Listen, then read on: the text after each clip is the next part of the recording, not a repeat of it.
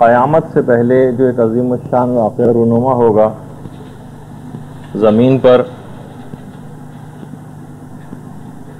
اور امام زمانہ علیہ الصلاۃ والسلام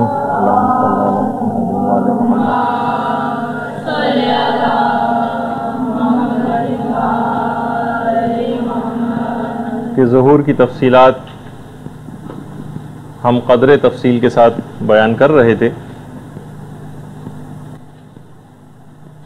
اتنا زیادہ اسلامی روایات کا ذخیرہ ہے اس متعلق کہ آیت اللہ صافی گل پائگانی نے اپنی کتاب منتخب العصر میں 2870 روایات کی تعداد بتائی ہے جو کہ امام زمانہ سے متعلق آئی ہیں، اور پھر اس کی انہوں نے الگ الگ کیٹیگریز بھی کی ہیں جو ابھی ہمیں بیان نہیں کرنا، لیکن تقریباً ایک تعداد کا جو مجموعہ امام سے متعلق ملتا ہے اس کی تعداد ہے 2870۔ منتخب العصر آیت اللہ صافی گل پائگانی کی کتاب، طالبات جس وقت ایران گئی تھیں تو آیت اللہ صافی گل پائگانی سے ملاقات بھی ہوئی تھی،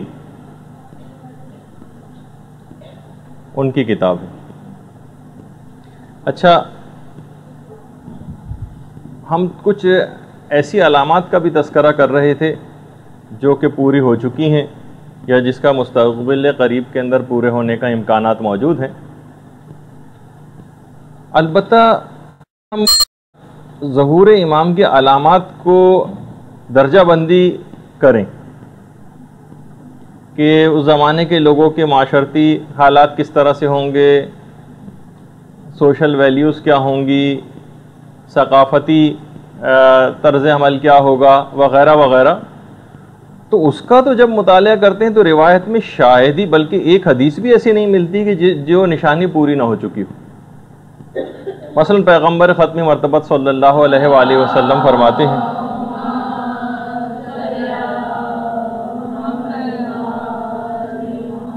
کہ جب تمہارے صاحب رائے لوگ فاسق ہو جائیں گے، یہ آخری زمانے کی نشانیاں سب بتائی گئیں، صاحب الرائے لوگ فاسق ہو جائیں، یعنی جو پڑھے لکھے لوگ ہیں، جو معاشرے کے اندر پڑھے لکھے مشہور ہیں، یہ فاسق و فاجر بن جائیں۔ ہم دیکھتے ہیں معاشرے کے اندر جو جتنا زیادہ دنیاوی علم کے اندر آگے بڑھ جاتا ہے اور صاحب الرائے ہو جاتا ہے، وہ عمل سے بڑا دور نظر آتا ہے، داڑھی اس کی منڈی ہوئی ہوتی ہے، عورت اگر کوئی ایسی ہے تو وہ بے پردہ ہوتی ہے۔ صاحب الرائے جب تمہارے فاسق ہو جائیں، اور پیغمبر فرماتے ہیں جب تمہیں سوائے بخیل سرمایہ دار کے، دنیا پرست عالموں کے، فاسق و فاجر بوڑھوں کے، بے حیا لڑکوں کے اور احمق عورتوں کے علاوہ کوئی نظر ہی نہیں آئے گا۔ دیکھیے پیغمبر اسلام کے الفاظ جو انہوں نے خصوصیات بتائی ہیں، بخیل سرمایہ داروں کے علاوہ کوئی نظر نہیں آئے گا، دنیا پرست عالموں کے علاوہ کوئی نظر نہیں آئے گا، فاسق و فاجر بوڑھوں کے علاوہ کوئی نظر نہیں آئے گا، بے حیا لڑکوں کے علاوہ کوئی نظر نہیں آئے گا، اور احمق عورتوں کے علاوہ کوئی نظر نہیں آئے گا۔ سلمان فارسی کھڑے ہو جاتے ہیں، پیغمبر اسلام ایسا کب ہوگا؟ پیغمبر نے فرمایا جب دین تمہاری زبانوں کی حد تک رہ جائے گا، اور پھر پیغمبر نے اور علامتیں بھی بتائیں۔ جب اور علامتیں ذکر کی بڑے تفصیل کے ساتھ، میں تو بہت مختصر کر کے چیدہ پیش کر رہا ہوں، تو صحابہ کا ایک گروہ اور کھڑا ہو گیا، کہا کہ یا رسول اللہ آخر ایسا کب ہوگا جو آپ بتا رہے ہیں؟ پیغمبر نے فرمایا کہ جب نمازوں میں تاخیر کی جائے گی، اول وقت پہ لوگ نماز نہیں پڑھیں گے، نمازوں میں جب تاخیر کی جائے گی، مرد اپنی بیویوں کی اطاعت کرنے لگیں گے، عورتیں جب بے حیا ہو جائیں گی اور تکبر دلوں کے اندر داخل ہو جائے گا، اس طرح سے جس طریقے سے زہر جسموں کے اندر داخل ہو جاتا ہے، جب لوگ فرائض دینیہ کو حقیر سمجھنے لگیں گے، کوئی امپورٹنس ہی نہیں دیں گے کہ یہ سب چیزیں بھی کتنی اہم ہیں، اگر کوئی کرنے بھی جائے گا تو اس کا مذاق اڑایا جائے گا کہ آج کل کے دور میں بھلا کیسے ممکن ہے۔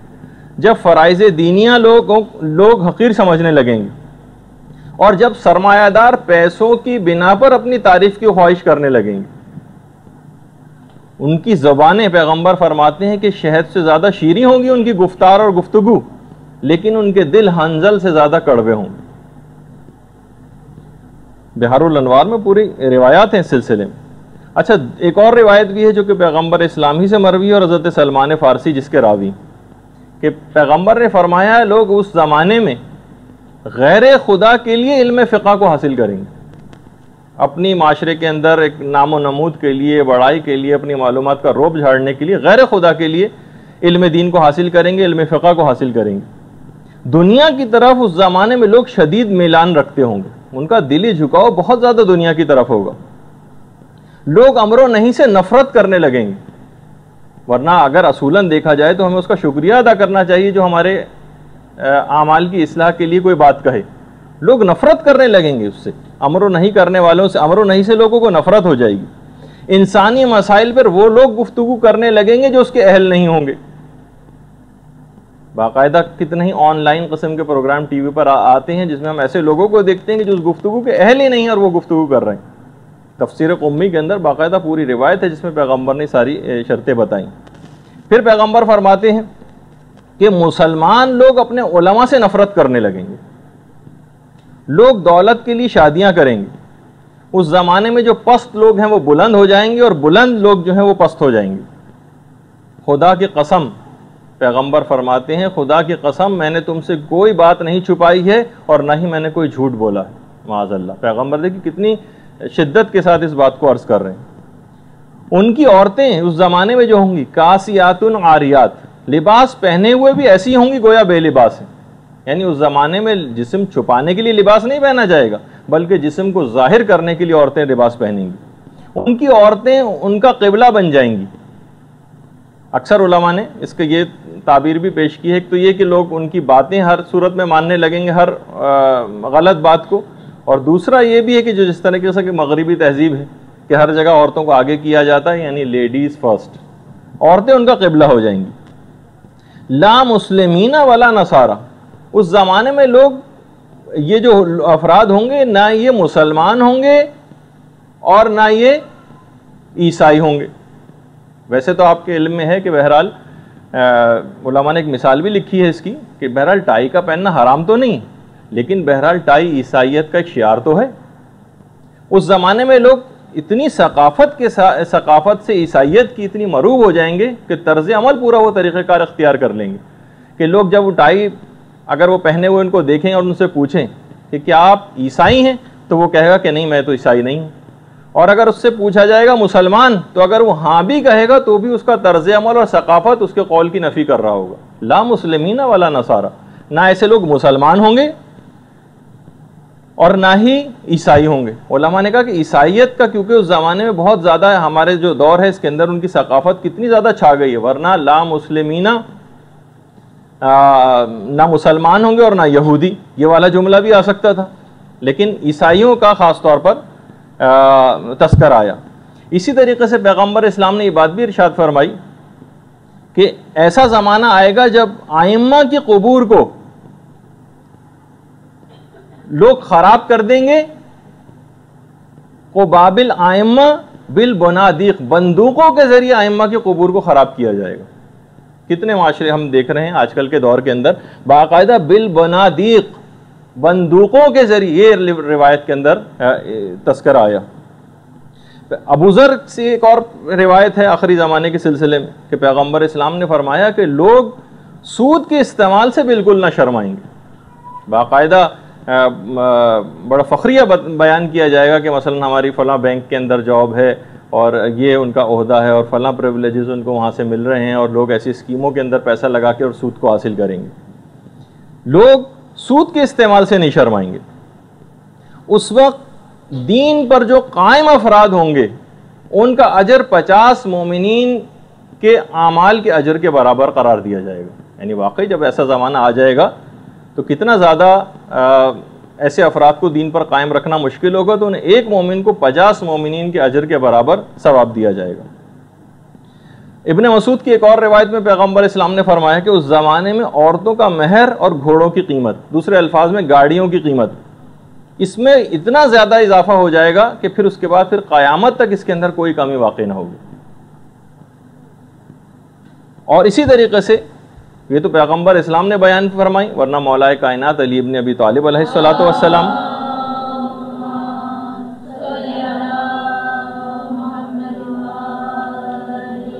مولا فرماتے ہیں لوگ دین کو غیر دین کے لیے حاصل کریں گے، یعنی آخرت کہ بجائے دنیا کے ذریعے دین کو حاصل کریں گے، دین کو غیر دین کے لیے حاصل کریں گے، اور دنیا کے کاموں کو آخرت کے کاموں پر مقدم کر دیں گے۔ اس زمانے میں مولا فرماتے ہیں سال مہینوں کے برابر ہو جائیں گے، مہینے ہفتوں کے برابر ہو جائیں گے، ہفتہ دنوں کے برابر ہو جائے گا، اور دن 1 گھنٹے کے برابر ہو جائے گا۔ جو آج کل ہم دیکھتے ہیں نا کہ ہمارے پاس کسی کے پاس بھی وقت نہیں ہے، مولا اس کی بہت پہلے بیان فرما چکے ہیں کہ اتنی تیزی کے ساتھ یہ سب چیزیں گزریں گی، انسان کی مصروفیت کا یہ عالم ہو جائے گا۔ بیٹا اپنے باپ سے کینہ رکھے گا، سوہلے لوگوں کو دیکھ کر واپس کر دیا جائے گا، یعنی لوگ دینداروں سے وحشت کرنے لگیں گے کہ لیجئے یہ آ گئے، اب تو ان سے مثلاً صرف حدیثیں اور فلاں چیز سننی پڑے گی۔ لوگ دینداروں سے سوہلے افراد کو دیکھ کر واپس کر دیں گے، یعنی ان سے وحشت محسوس کریں گے۔ گناہ گاروں کا استقبال کیا جائے گا، جیسے کہ ہم معاشرے کے اندر نظر بھی آتا ہے۔ باپ اپنی اولاد کے برے افعال کو دیکھ کر خوش ہوگا،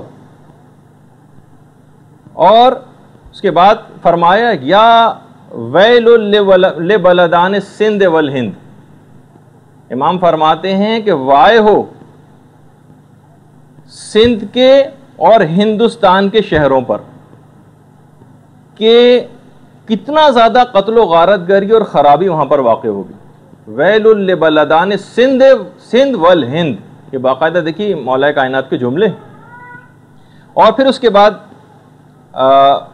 فرمایا یا ویلو لقسطنطین، وائے ہو فلسطین والوں پر کہ ناقابل برداشت فتنے وہاں پر نمودار ہوں گے، وائے ہو فلسطین والوں پر۔ دیکھیے کتنی واضح طور پر علماء نے کہا کہ واقعاً یہ جملہ ہے علماء کا کہ یہ تمام چیزیں مذہب شیعہ کی حقانیت کو واضح کرتی ہیں کہ ان کے جو رہنما ہیں کیسا علم غیب رکھتے ہیں، اور 1400 سال بعد تک کی کس انداز کی خبریں روایات کے اندر نقل ہوئیں۔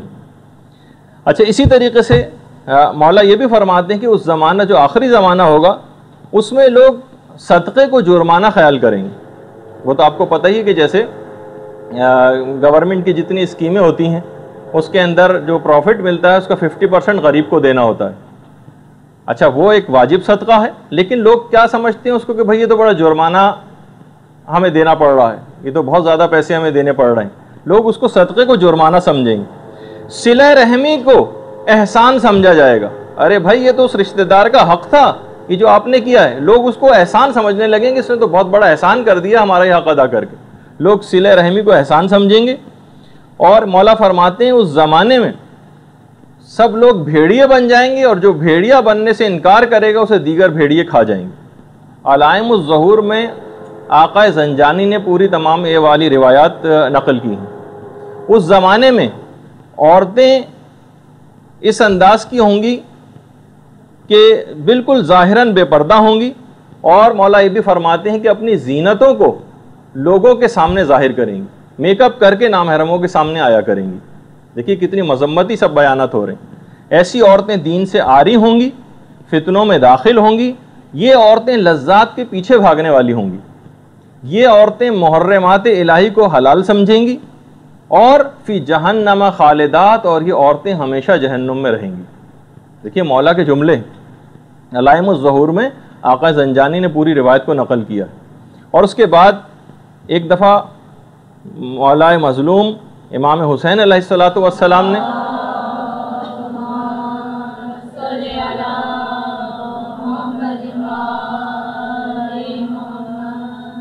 مولا علی سے پوچھا، مولا کائنات سے، یا امیر المومنین، اللہ آخر کب زمین کو ان ظالموں سے پاک کرے گا؟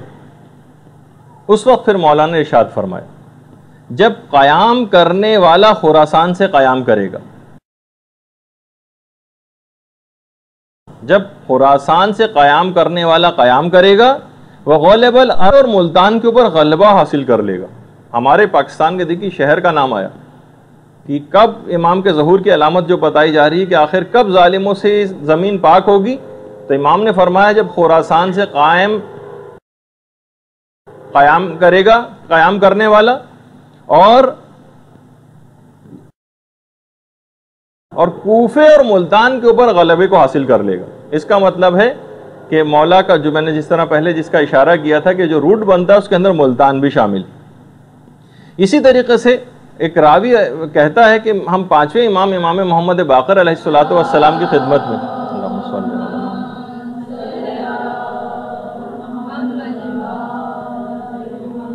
خدمت میں حاضر ہوئے تو امام نے فرمایا خراسان خراسان، سیستان سیستان۔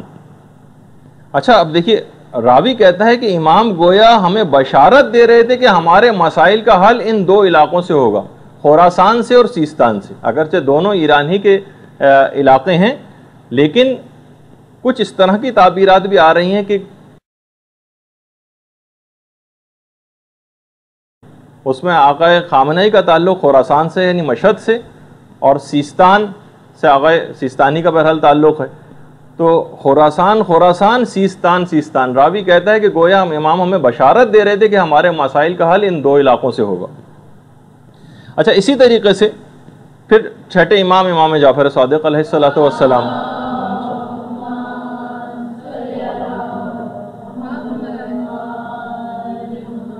کہ جب تم دیکھو گے کہ امر و نہیں کرنے والوں کو ذلیل کیا جائے گا، اور جو فاسق افراد ہوں گے وہ خدا کے ناپسندیدہ افعال کے اندر بہت مقبول قرار پائیں گے۔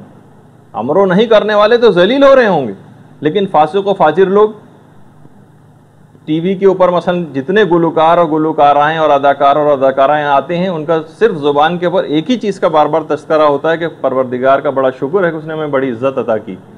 مقبول قرار پائیں گے فاسق و فاجر افراد، اور کثیر دولت ان امور کے اوپر خرچ کی جائے گی۔ چھٹے امام فرماتے ہیں کہ جن سے خدا سخت ناراض ہوتا ہے اس کے اوپر دولت کو خرچ کیا جائے گا۔ حکومت ایسے افراد کو ملے گی جو زیادہ پیسہ خرچ کرنا جانتے ہو، جو زیادہ پیسہ خرچ کرے گا اسے حکومت مل جائے کرے گی، جس کو آج کل کی اصطلاح میں ہارس ٹریڈنگ کہا جاتا ہے۔ جس کے پاس بھی اتنا پیسہ ہے وہ حکومت بنا سکتا ہے لوگوں کو دے کے۔ لاہو و لعب کی جگہوں کی کثرت ہو جائے گی، امام فرماتے ہیں، اور کوئی ایسا نہ ہوگا جو ان جگہوں پر جانے کے لیے لوگوں کو منع کرے۔ بلکہ امام کا جملہ ایک اور بھی آگے، نہ صرف یہ کہ وہ منع نہیں کرے گا بلکہ منع کرنے کی جرت بھی نہ کرے گا، منع کرنے کی کوئی جرت نہیں کرے گا۔ قرآن کا سننا لوگوں کو گراں گزرے گا۔ آپ لگا کے دیکھ لیجئے کبھی، اگر روزانہ 5 6 7 دفعہ آپ کیسٹ کے اوپر ٹیپ ریکارڈر پہ لگاتی ہیں آپ قرآن کی تلاوت، تو ہر تھوڑی دیر بعد کوئی نہ کوئی آ کر اس کو بند کر، لوگوں کو گراں گزرے گا۔ چاہے دل سے وہ ڈرتے ہیں انکار کرتے ہوئے ظاہراً روکنا، لیکن کانوں کو وہ آوازیں لوگوں کو گراں گزریں گی۔ قرآن سننا گراں گزرے گا، ہاں البتہ باطل کی سماعت وہ لوگوں کو بڑی بھلی معلوم ہوگی۔ غیبت کے ذریعے باتوں میں نمک اور مزہ پیدا کیا جائے گا۔ دیکھیے کتنی علامتیں، یعنی کون سی علامت ہے کہ جو پوری نہیں ہوئی۔ اچھا، دولت رکھنے والے جو افراد ہوں گے وہ حقوق شرعیہ کو ادا نہ کریں گے، اور امام آگے فرماتے ہیں کہ علامتیں مسلسل ظاہر ہو رہی ہوں گی، مسلسل علامتیں پوری ہو رہی ہوں گی، مگر کوئی خوف زدہ ہونے والا نہ ہوگا۔ مال کو غیر شرعی امور میں صرف کیا جائے گا، کثیر مال کو غیر شرعی امور میں صرف کیا جائے گا، اور لوگ قلیل مال کو بھی اطاعت خدا میں خرچ نہ کریں گے۔ قلیل مال کو بھی والدین کی بے عزتی کی جائے گی، اور فرازی منبر سے تقوی کا درس دینے والے خود اپنی باتوں پر عامل نہ ہوں گے۔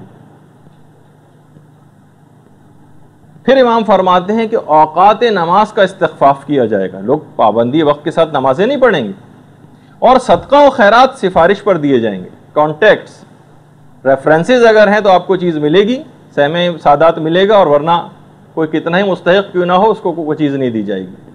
یہ عمل لوگ صدقہ و خیرات اور جو مظالم وغیرہ ہیں یہ خدا کی مرضی سے نہیں بلکہ لوگ ہم پائیں گے۔ روایت میں پھر ہے کہ انسان کی حاجتیں اتنی شدت اختیار کر جائیں گی کہ امام فرماتے ہیں لوگ ایک دوسرے سے نفرت کرنے لگیں گے اور ایک دوسرے کا انکار کرنے لگیں گے۔ راوی نے کہا کہ مولا یہ تو پھر بھی سمجھ آتا ہے کہ حاجتوں کی کثرت ہو جائے گی، لوگ ایک دوسرے سے نفرت کرنے لگیں گے، لیکن ایک دوسرے کے انکار کے کیا معنی یہ میری سمجھ میں نہیں آتی۔ امام نے فرمایا کہ جب کوئی برادر دینی کسی کے پاس کوئی حاجت لے کر جائے گا تو جس کے پاس حاجت لے کے جائے گا اس کا رویہ اس حاجت کو بیان کرنے کے بعد تبدیل ہو جائے گا، وہ اس طرح سے اس سے نہیں ملے گا جیسے حاجت بیان کرنے سے پہلے جس انداز سے ملا تھا. یعنی اب آپ دیکھیے کہ اس کا انداز گفتگو ہی پورا بدل جائے گا. اب بہرحال اتنی علامتیں ہیں کتنی بیان کی جائیں. آپ خود یعنی اگر علامتوں ہی کو دیکھیں تو تقریباً 10,000 سے زائد ہیں, اور آپ نے جس انداز سے ابھی کتنی علامتیں آپ کے سامنے جتنی بھی بیان ہوئی, اتنا وقت نہیں کہ مکمل طور پر بیان کریں, ورنہ 2 3 4 نشستیں اسی کے اوپر چاہیے ہوں گی. لیکن واقعی کوئی ایسی علامت نظر نہیں آتی کہ جو اب پوری ہمیں ہوتی نظر نہ آ رہی. اس لحاظ سے تو لگتا ہے کہ ظہور کا وقت بہت قریب ہے. اچھا, کیا ایک مسئلہ ہے علماء کے ہاں ہمارے کہ کیا امام کے ظہور کا وقت مقرر کرنا, وہ تو سب کو پتا ہے کہ اس کو جھٹلایا جائے جو بھی ظہور کا وقت مقرر کرے, لیکن کیا اندازے لگائے جا سکتے ہیں؟ کیا رمزیہ طور پر یا اشارے کے طور پر امام کے ظہور کا کوئی وقت بتایا جا سکتا ہے؟ تو دیکھیے, بہرحال علماء نے کہا کہ اس سے مراد یہ ہے کہ جن روایات کے اندر بہت سختی کے ساتھ ممانعت آئی ہے ظہور کے وقت کو معین کرنے کی, مذمت کی, اس کے معنی یہ کوئی ایک حتمی ڈیٹ بتا دینا, بس امام کا ظہور فلاں وقت پہ ہوگا اور بس یہ بالکل حتمی اور یقینی بات ہے, بالکل فیکٹ ہے, اس کے طور پر بیان کرنا تو یقیناً حرام ہے اور اس کو جھٹلانا بھی واجب ہے اس شخص کو. ہاں البتہ اندازے لگانا ہو سکتا ہے اس کے ساتھ. اب جتنی بھی باتیں اب آپ سنیں گے اس کے بعد, تو کہیں بھی معاشرے کے اندر بالکل سے حتمی طور پر پیش نہ کیجیے گا آپ, کیونکہ میں نے جیسے پہلے بھی بتایا تھا روایات کے اندر کچھ اس میں اختلافات بھی ہوتے ہیں. مثلا جیسے ما واہو بے تقرید اوف اسلمی کے متعلق بیان ہوا تھا کہ اس کا تعلق تقرید سے ہوگا. ایک روایت میں ما واہو بے کویت کہ کویت سے اس کا تعلق ہوگا, ایک روایت میں یہ بھی ہے. تو کوئی ایک بات کو فیکٹ کے طور پر پیش کرنا یہ ممکن نہیں ہے. بہرحال اندازے لگائے جا سکتے ہیں. اسی طریقے سے 5ویں امام کی ایک حدیث ہے, امام محمد باقر علیہ الصلوۃ والسلام.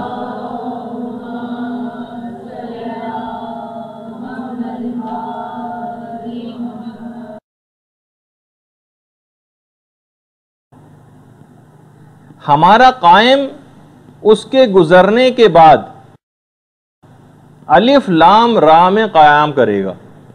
دیکھیے ایک حدیث جس کے اندر اب اس میں علماء نے اندازے لگانے شروع کی. علامہ مجلسی نے کہا کہ الف لام را میں قیام کرے گا بعد انقضاء, جب وہ الف لام جب وہ گزر جائے گا اس کے بعد قیام کرے گا. علامہ مجلسی فرماتے ہیں پورے قرآن میں الف لام را سے شروع ہونے والے 5 سورے, اگر ان کے اعداد نکالے جائیں تو 1155 بنتے ہیں وہ اعداد. اور اگر ہو سکتا ہے کہ راوی سے صاحب ہونے کی بنیاد پر اگر اس میں ہم الف لام میم را بھی شامل کر لیں تو اس کے جب اعداد ملائے گئے تو 1426 بنا کہ اس کے بعد قیام ہوگا, اور آج کل 1427. اس لحاظ سے تو جو علامہ مجلسی کا اندازہ تھا اس سے بھی بس کچھ ہی بات آگے بڑھی.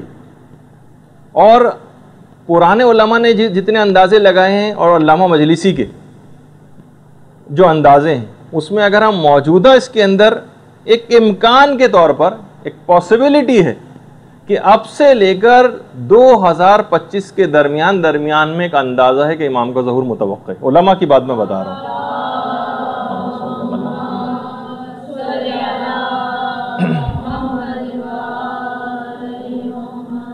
تو بہرحال اس سے بھی یہ بات پتہ چلی کہ بہرحال صرف ایک اندازے کی حد تک, واللہ اعلم بالصواب, خدا ہی بہتر جانتا ہے کہ امام کا ظہور کب ہوگا, لیکن بہرحال ایک اندازے کی حد تک جو جیسا کہ روایات کے اندر آیا ہے, علم العادات سے بھی نکالنے کی علامہ مجلسی نے کوشش کی ہے, اور کچھ اور اندازے ہیں روایات سے, لیکن علامتیں تو بہت تیزی کے ساتھ پوری ہوتی نظر آ رہی ہیں, اور علماء کا کہنا یہ ہے کہ استقبال امام کی تیاریوں کو مکمل کر لینا چاہیے. اچھا, اب ہم تھوڑی سی بیان کر رہے تھے امام, یہ تو سمجھنے ایک لحاظ سے ذرا تمہیدی گفتگو ہوئی ہماری, لیکن ہم ایک سیریز کے اندر جو بہت سی باتیں بیان کر رہے تھے اس کے اندر ایک ذرا جب روایات کو ہم دیکھتے ہیں تو بہت زیادہ ظہور امام سے متصل سفیانی کا متعلق بہت زیادہ روایات آئیں. سفیانی آخر ہے کون؟ نام اس کا سفیانی نہیں, لگتا یہ ہے جو روایات سے بات پتہ چلتی وہ یہ ہے کہ سفیانی ایک عرب شخص ہوگا، عرب ہوگا، اور ایک جو آج کل نام نہاد so called Islamic heavyweights ہیں، مصر ہے، سعودی عرب ہے، امکان ہے کہ اس سے اس کا کوئی تعلق ہوگا۔ دشمنی اہل بیت کے اندر یہ شخص بے انتہا راسخ ہوگا، دشمنی اہل بیت میں۔ روایات میں ابھی اتنا وقت نہیں ہے لیکن ایک اشارہ کرتا گزرتا ہوں کہ روایات میں ہے کہ اس حد تک یہ دشمن ہوگا کہ یہ باقاعدہ اعلان کروا دے گا کہ جس شخص کا بھی نام محمد، علی، فاطمہ، حسن، حسین، زینب، رقیہ، باقر، جعفر، خدیجہ یہ ہو، ان سب کو گرفتار کر کے قتل کر دیا جائے۔ حتیٰ کہ یہ ایسے بچوں کو بھی نہیں چھوڑے گا، یہ ایسے بچوں کو بھی نہیں چھوڑے گا کہ جن کا یہ نام ہوگا، جن کا نام جو باقاعدہ روایتوں میں جملہ ہے کہ یہ تیل کو کھولانے کے بعد اس کے اندر بچوں کو ڈالے گا جو اس نام کے ہوں گے۔ تو بہرحال روایات میں یہ بھی ہے کہ یہ رجب کے آخر میں یہ خروج کرے گا اور اس دن روز جمعہ ہوگا جب سفیانی ظاہر ہوگا۔ لگتا تو یہی ہے کہ بہرحال کہ یہ انہی اس نام نہاد جو اسلامی ممالک ہیں اس سے اس شخص کا کوئی تعلق ہوگا۔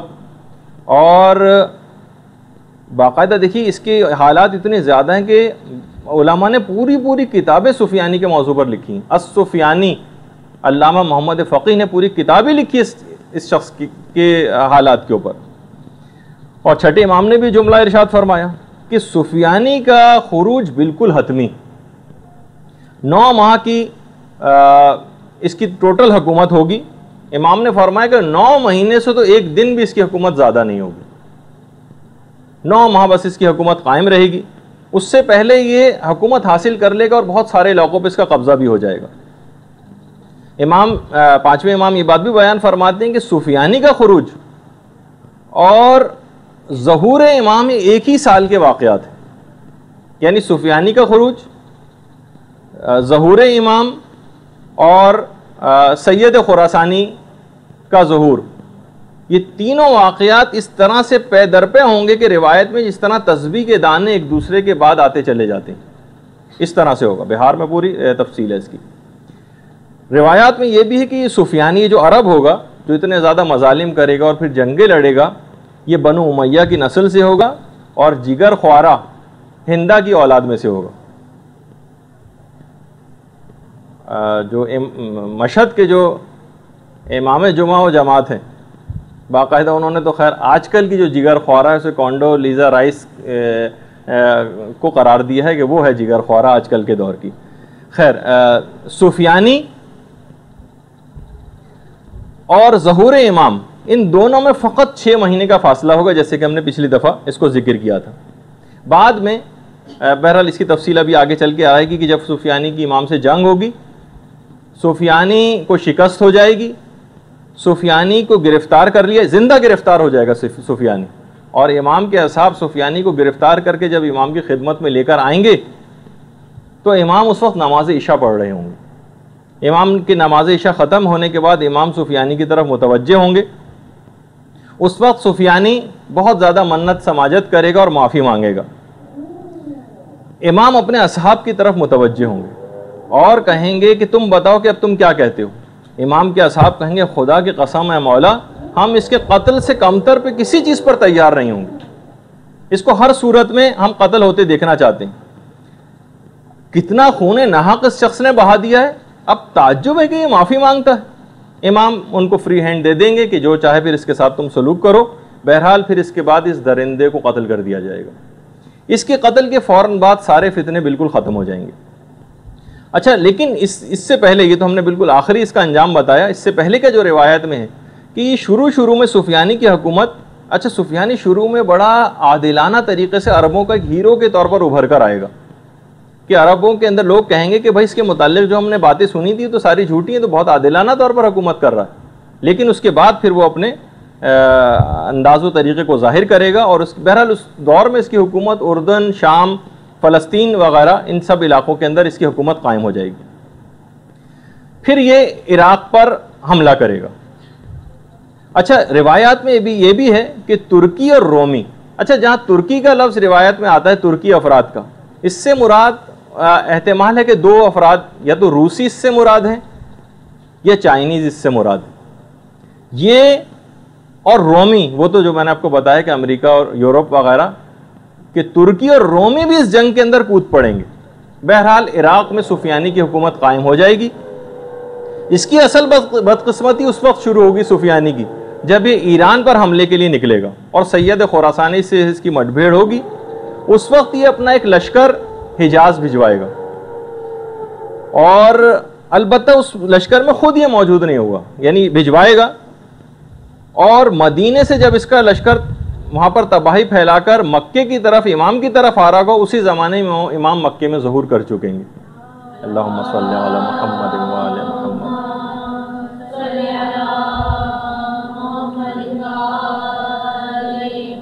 آپ اپنے ماننے والوں کو کہیں گے کہ سفیانی کے بارے میں جب تک میرے جد امجد کی دی ہوئی خبر کی تصدیق نہ ہو جائے تب تک میں مکے سے باہر نہیں جاؤں گا۔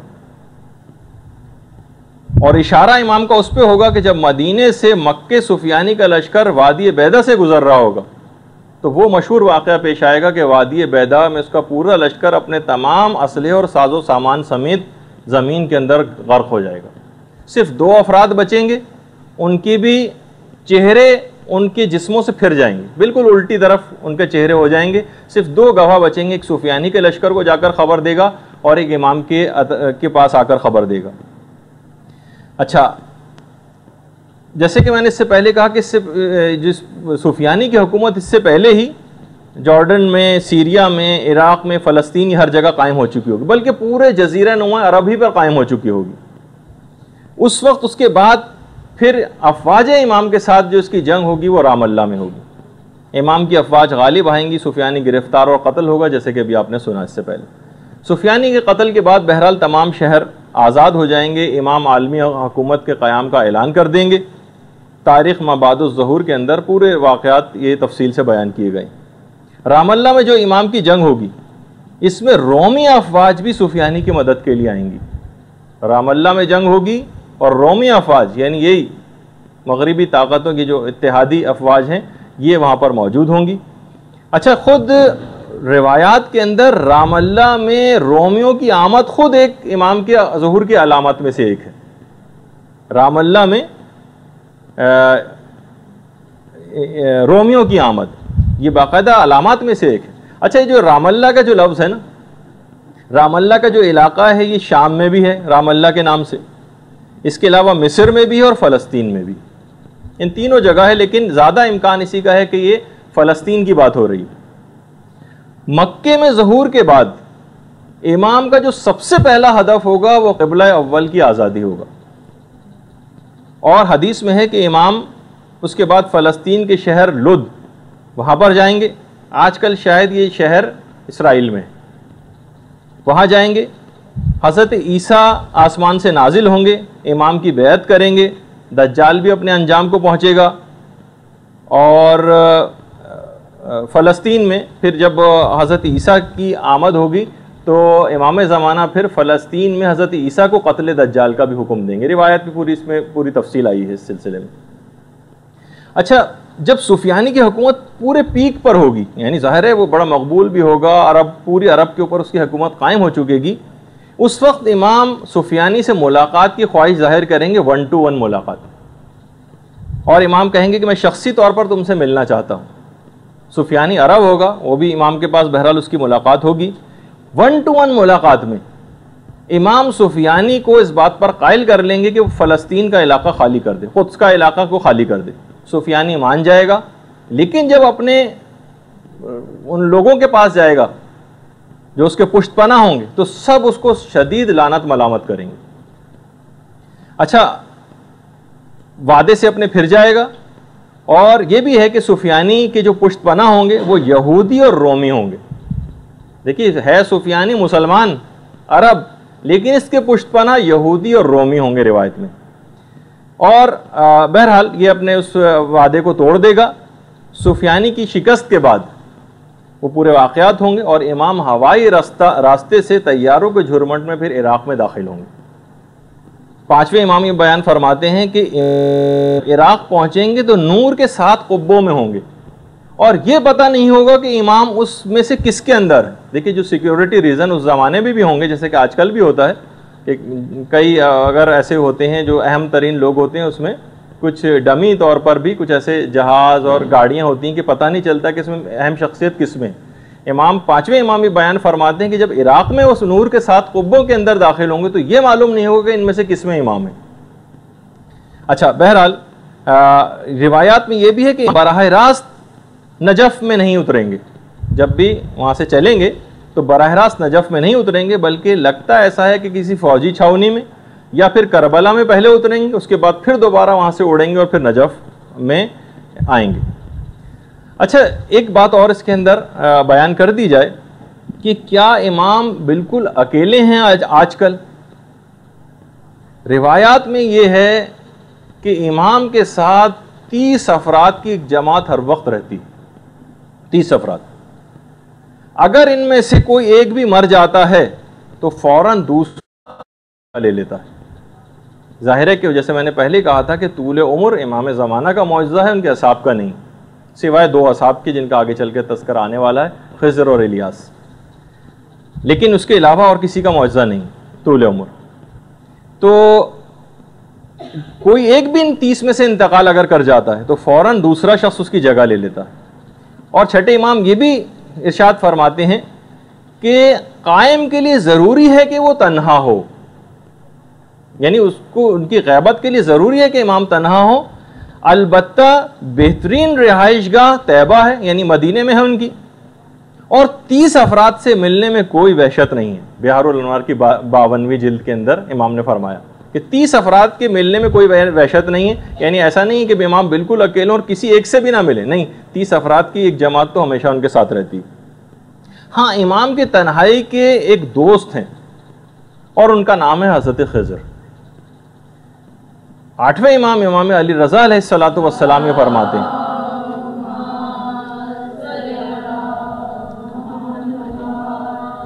کہ خضر نے آب حیات پی لیا اور اب یہ سور پھونکے جانے تک زندہ رہیں گے.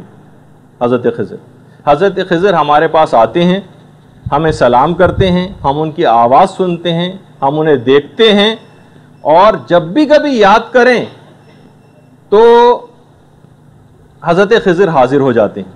اور امام فرماتے ہیں جب بھی تم کبھی حضرت خضر کو یاد کیا کرو، یعنی ہم لوگوں سے خطاب ہے، جب بھی تم حضرت خضر کو یاد کرو یا دوسرے الفاظ میں ان کا ذکر پڑھو تو حضرت خضر کو سلام ضرور کیا کرو. اچھا اعمال کے موسموں میں امام فرماتے ہیں کہ حضرت خضر حاضر ہوتے ہیں، مناسک حج بجا لاتے ہیں، حتیٰ کہ میدان عرفات میں موجود ہوتے ہیں، مومنین کے لیے دعا کرتے ہیں، اور مومنین جتنی دعائیں کر رہے ہوتے ہیں حضرت خضر اس کے اوپر آمین کہتے ہیں. اچھا اسی طریقے سے امام فرماتے ہیں کہ حضرت خضر کے ذریعے امام کی تنہائی کو انس میں تبدیل کر دیا جائے گا. تنہائی حضرت حجت کی تنہائی کو حضرت خضر کے ساتھ جوڑ دیا جائے گا، اور وہ حضرت خضر امام زمانہ کے تنہائی کے انیس اور جلیس ہوں گے. اچھا اتنا اور بتا دیا جائے، جیسے کہ ایک دفعہ ہم پہلے عرض کر چکے ہیں کہ حضرت خضر نبی نہیں تھے. حضرت خضر ایک مرد صالح تھے، ایک نیک آدمی تھے. البتہ خود ایک دفعہ حضرت خضر سے یہ بات پوچھ لی گئی کہ آخر آپ کو اتنا بڑا مقام اور مرتبہ مل کیسے گیا؟ کہ آپ نبی خدا یعنی موسیٰ کے معلم قرار پا رہے ہیں، اتنا بڑا مقام آپ کو کیسے ملا؟ تو حضرت خضر کا جواب یہ تھا، گناہوں کو ترک کرنے کی وجہ سے. گناہوں کو ترک کرنے کی وجہ سے حضرت خضر کو اتنا بڑا مقام اور مرتبہ ملا. اچھا حضرت خضر آج کل کرتے کیا ہیں؟ خیر یہ ہمارے موضوع بحث نہیں، صرف ایک لائن ہی کے اندر علماء نے کہا کہ دیکھیے حضرت خضر کا ایک واقعہ قرآن کے اندر حضرت موسیٰ کے حوالے سے، اس چھوٹے سے عرصے کے اندر حضرت خضر کے جو 3 اقدامات قرآن کے ہیں، جو میں ابھی ذکر نہیں کروں گا اس کی تفصیل میں ورنہ جانا پڑے گا، تینوں اہم کام بڑے دور رس نتائج کے حامل تھے.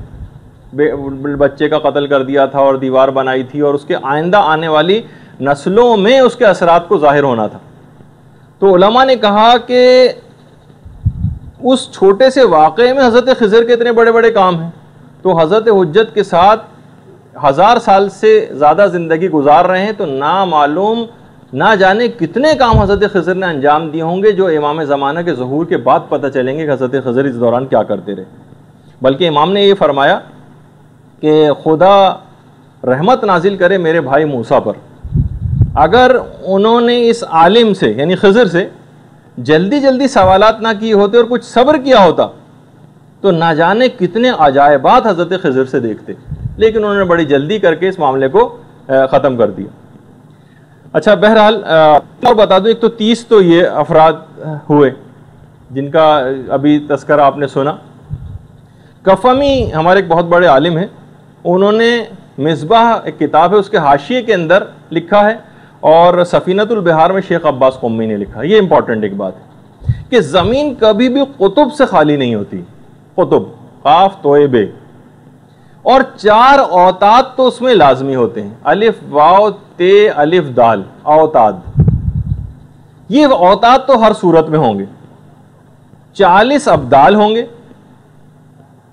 70 نجبا ہوں گے، اور 360 صالحین ہوں گے۔ ایک قطب، 4 اوتاد، 40 ابدال، 70 نجبا اور 360 صالحین۔ اچھا قطب تو امام زمانہ اجل اللہ تعالیٰ فرجہ الشریف کی ذات گرامی ہے، اللہم صلی علی محمد وعلی محمد، اور 4 اوتاد ہیں، 4 اوتاد ہیں، کیونکہ کہا جاتا ہے روایات میں بھی کہ زمین کی مثال خیمے کی سی ہے، جس میں درمیانی ستون تو امام زمانہ کی ذات گرامی ہے، اور 4 اوتاد جو ہیں وہ اس کی تنابیں ہیں، یعنی 4 اوتاد اس کی تنابیں ہیں، یعنی زمین کی۔ حضرت خضر اور حضرت الیاس بھی اوتاد میں شامل ہیں۔ حضرت خضر بھی اوتاد میں سے ہیں، ان 4 جو تنابیں ہیں ان میں سے 2 تو حضرت خضر، اور یہ جو اوتاد ہوتے ہیں یہ دائرہ قطب سے چپکے ہوئے ہوتے ہیں اور کبھی اس سے جدا نہیں ہوتے، اور یہ جو اوتاد ہیں یہ پلٹنے کی حد تک بھی کبھی یاد خدا سے غافل نہیں ہوتے، اور روایات میں ہے کہ یہ قوت لا یموت جمع کرتے ہیں اور مقدار حاجت سے زیادہ نہیں لیتے دنیا سے، یعنی ان کی ایک خصوصیت ہے۔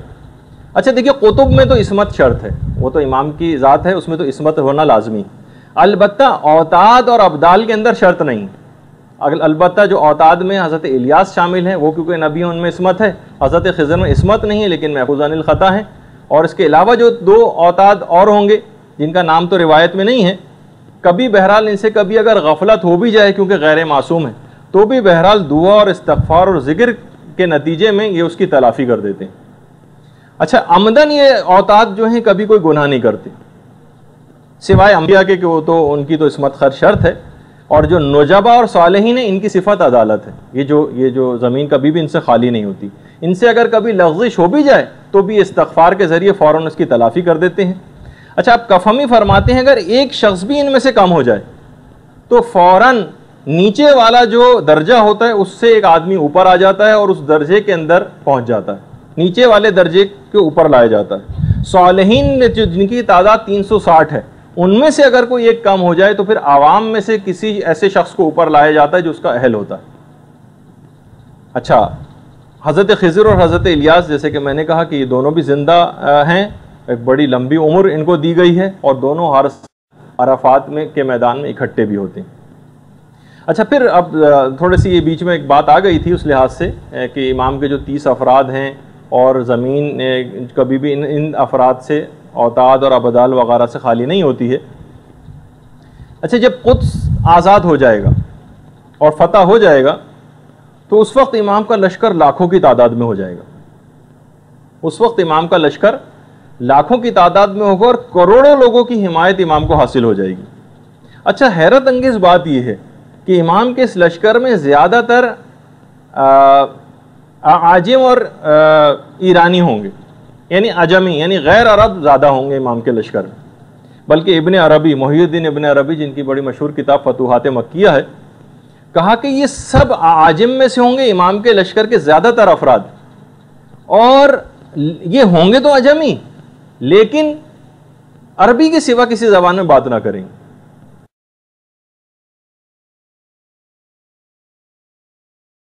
اچھا اسی طریقے سے امام کے جو 313 اصحاب ہوں گے ان کے متعلق بھی تھوڑی سی بات سن لیجیے کہ دیکھیے 313 کا عدد اسلامی تاریخ کے اندر واقعاً بڑا ایک معنویت رکھتا ہے. خود اس عدد کے اندر ایک عجیب و غریب بات ہے. جنگ بدر میں بھی مسلمانوں کی تعداد 313 تھی. اگر تمام شہدائے کربلا کو کیلکولیٹ کیا جائے، مشہور تو یہ ہے کہ وہ 72 تھے، جی نہیں، ان کی تعداد بھی 313 ہی تھی. کچھ اس میں ایسے تھے کہ جو باقاعدہ میدان جنگ میں آ کر لڑے ہی نہیں اور ویسے ہی شہید ہو گئے، خیام سے نکلتے ہی ان کو شہید کر دیا گیا. خاص طور پر وہ روایت میں کہ جب مولا حضرت علی اکبر کے لاشے کو اٹھا کر خیموں کی طرف لا رہے تھے تو اس وقت 35 شہزادگان آل محمد خیموں سے نکلے تھے امام کی نصرت کے لیے، لیکن محمد ابن اشعث کے سپاہیوں نے تیر مار مار کے ان 35 شہزادگان کو شہید کر دیا تھا اور امام تک پہنچنا ہی نہیں دیا تھا. یہ تو لیکن 72 تو وہ تھے جو باقاعدہ جنگ کے اندر جا کر لڑے تھے میدان میں، لیکن کتنے ایسے تھے جو ویسے ہی شہید کر دیے گئے تھے. اچھا، اسی طریقے سے امام کے ساتھ بھی ہے کہ واقعات کربلا کے اندر بھی کہ 313 کا ان کا عدد ہوگا. البتہ جو امام زمانہ کے ساتھ لوگ ہیں ان کے متعلق بھی یہی ہے کہ ان کا بھی عدد 313 ہی ہے، 313 کا عدد. اچھا، مولا نے جو ان 313 کے جو نام اور پورے شہر ایک خطبے کے اندر آئے ہیں کہ ان 313 افراد کے نام کیا ہیں، ان کے شہر کیا ہیں، اس میں ہمارے سندھ سے بھی ایک نام ہے 313 میں جس کا نام عبد الرحمن امام مولا کائنات نے لیا ہے ان 313 میں. اچھا، بہت سارے شہر تو ایسے ہیں ان میں کہ جو بڑے نامانوس سے ابھی تک شاید بنے ہی نہیں ہیں وہ شہر.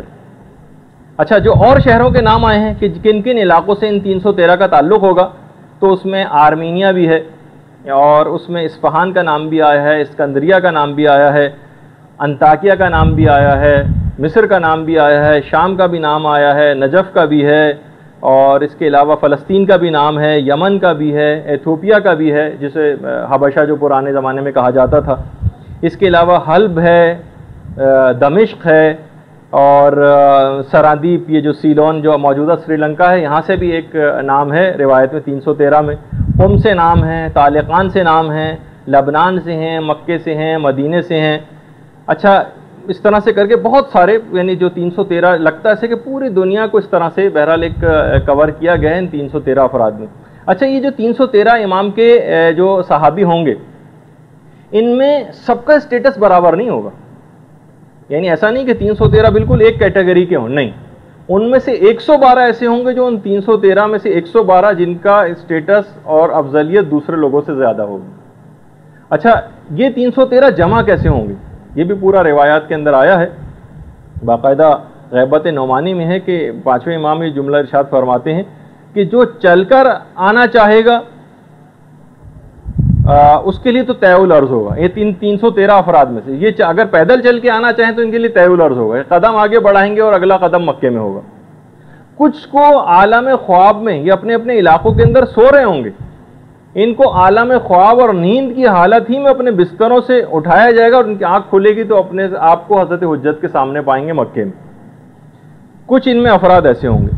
کچھ ایسے افراد بھی ہوں گے جو امام نے فرمایا ہے کہ جو بادلوں پر سوار ہو کر آئیں گے، اور نہ جانے اس زمانے میں ٹیکنالوجی کس انداز کی ہو جائے گی کہ روایات میں ہے کہ بادلوں سے ان کا نام اور ان کے والدین کا نام اور ان کے شہر کا نام نشر ہو رہا ہوگا، بادلوں میں سے. اچھا، مولا سے پوچھا گیا کہ مولا یہ جو 3 کیٹیگریز بیان کی ہیں ان میں سے افضل کون ہوگا؟ طیولرز کرنے والے جو نیند کی حالت میں مکے میں لائے جائیں گے وہ، یا جو بادلوں پہ سفر کر کے آئیں گے؟ بادلوں پہ سفر کے معنی ہو سکتا ہے کہ بائی ایئر جہازوں کے ذریعے کچھ افراد آ رہے ہوں. امام نے فرمایا جو بادلوں پر سفر کر کے آئیں گے یہ ان افراد سے افضل ہوں گے. اچھا، ان کے متعلق امام نے کہا کہ قرآن کی آیت انہی کے متعلق آئی ہے، اینما تکونوا یاتی بکم اللہ جمیعا، تم جہاں کہیں بھی ہوں گے خدا تم کو ایک جگہ پر جمع کر دے گا. قرآن کی آیت ہے، تم جہاں کہیں بھی ہو خدا تم کو ایک جگہ پہ جمع کر دے گا. یہ 313 افراد روایت میں کہ جہاں کہیں بھی جائیں گے لوگ ان سے بڑے مروب ہو جائیں گے. اچھا، اب ایک سوال یہاں پر یہ پیدا ہوتا ہے کہ ہم آخر کیسے ایسے افراد میں امام کے انصار میں کیسے شامل ہوں؟ تو یہ جو ابھی آپ نے آیت سنی تھی اینما تکونوا یاتی بکم اللہ جمیعا، اس کی میں نے پوری نہیں پڑھی تھی اسی وجہ سے کہ یہ دوسرے والے سوال میں اس کو پوری پڑھوں گا کہ آخر ہم کیسے اس میں شامل ہو سکتے ہیں. قرآن کی پوری آیت کیا ہے؟ فاستبقوا الخیرات اینما تکونوا یاتی بکم اللہ جمیعا، یہ ہے پوری آیت۔ نیکیوں میں سبقت اختیار کرو، ایک دوسرے سے بازی لے جانے کی کوشش کرو، تم الگ الگ بھی ہوں گے تو خدا تم کو ایک جگہ پر جمع کر دے گا۔ فاستبقوا الخیرات، نیکیوں میں ایک دوسرے پر سبقت لے جانے کی کوشش کرو۔ اینما تکونوا یاتی بکم اللہ جمیعا، تم جہاں کہیں بھی ہوں گے خدا تم کو ایک جگہ پر جمع کر دے گا۔ اچھا اس کے اندر آپ نے دیکھا کہ بہرحال اس آیت کے اندر ایک عموم پایا جاتا ہے، کوئی قید نہیں، عموم ہے، یعنی ہم آپ بھی شامل ہو سکتے ہیں۔ اور باقاعدہ منتخب الاثر میں آیت اللہ صافی گل پائیگانی نے اس آیت کی تفسیر میں مولا کائنات کی ایک روایت بھی بیان کی، کیا کہ مولا فرماتے ہیں یہاں الخیرات، نیکی سے مراد ہم اہل بیت مراد ہیں، ہماری طرف آنے میں جلدی کرو، یعنی ان کی اطاعت میں جلدی کرو، اور اس کے بعد جہاں کہیں بھی تم ہوں گے خدا تم کو ایک جگہ پر جمع کر دے گا۔ اچھا، اب جس شخص کو بھی یہ پسند ہے کہ وہ امام کے اصحاب میں شامل ہو جائے تو روایت میں کیا اس کے لیے آیا ہے؟ کچھ اقدامات وہ کرے۔ فَلْيَنْتَظِرُوا، سب سے پہلی تو چیز یہ ہے کہ وہ پوری آمادگی کے ساتھ امام کا انتظار کرے، یعنی اپنے آپ کو امام کے لیے آمادہ کرے، اور کوئی گناہ نہ کرے، اپنے آپ کو بہرحال گناہوں سے بچائے، وہ محاسن الاخلاق، اور بہترین اخلاق سے اپنے آپ کو آراستہ کرے۔ ایسے شخص حقیقی منتظر شمار ہوگا، اور واقعی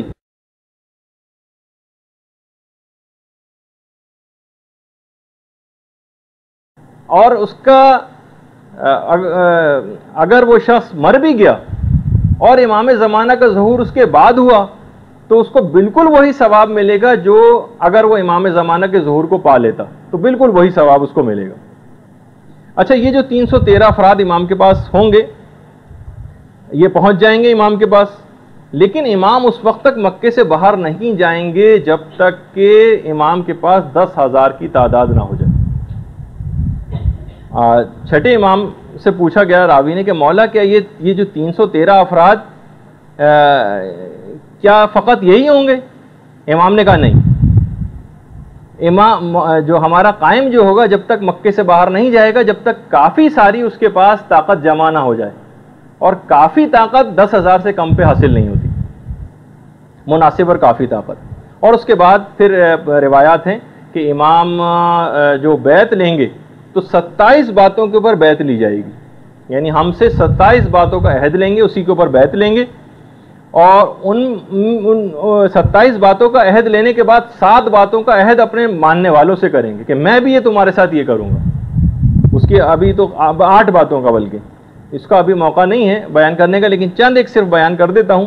پہلی جو عہد ہم سے لیا جائے گا کہ ہم کسی مسلمان کو کوئی برا نہ کہیں گے، یعنی غیبت نہ کرنے کا عہد لیں گے کہ غیبت کوئی شخص دوسرے کی نہیں کرے گا، مسلمان کو برا بھلا نہ کہیں گے، ضرورت سے زائد مال کو جمع نہ کریں گے، یعنی جہاں ضرورت سے زائد جمع ہوا فوراً مستحقین کے اندر تقسیم کر دیں گے، کوئی چیز ذخیرہ نہیں کی جائے گی جو ضرورت سے زیادہ ہو۔ تیسری بات جس پہ عہد لیا جائے گا کہ تھوڑے پر لوگ قناعت کریں گے، لالچ کی طرف نہیں جائیں گے، سادہ زندگی گزاریں گے، خوشبو کا استعمال کریں گے، نیکی کا حکم دیں گے اور برائی سے روکیں گے۔ اس کے بعد خود امام اپنے انصار سے بھی بہت سارے وعدے کریں گے، کہا کہ جیسا تم لباس پہنتے ہو ایسا لباس میں پہنوں گا، جیسے تم زندگی گزارتے ہو ایسی زندگی میں گزاروں گا، جیسی سواری تمہارے پاس ہوگی ایسی سواری میرے پاس ہوگی۔ اور امام اس بات کا بھی عہد کریں گے کہ میرے پاس آنے کے لیے کوئی حاجب اور کوئی گارڈ مقرر نہیں